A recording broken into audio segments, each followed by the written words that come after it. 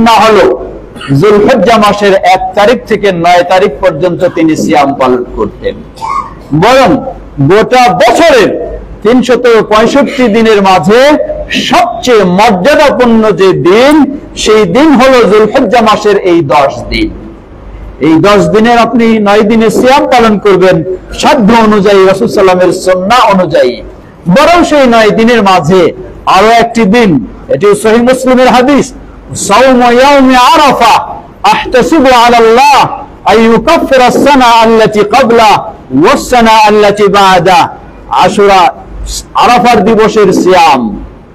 আল্লাহ রাসূল সাল্লাল্লাহু আলাইহি ওয়াসাল্লাম বলেন যে এই সিয়াম পালন করলে আমি আল্লাহর কাছে আশাবাদী, এই একটি দিনের সিয়ামের কারণে আল্লাহ রাব্বুল আলামিন তার অতীতের 1 বছরের গুনাহ এবং অগ্রিম ভবিষ্যতের আরেক বছরের গুনাহগুলিকে ক্ষমা করে দেবেন।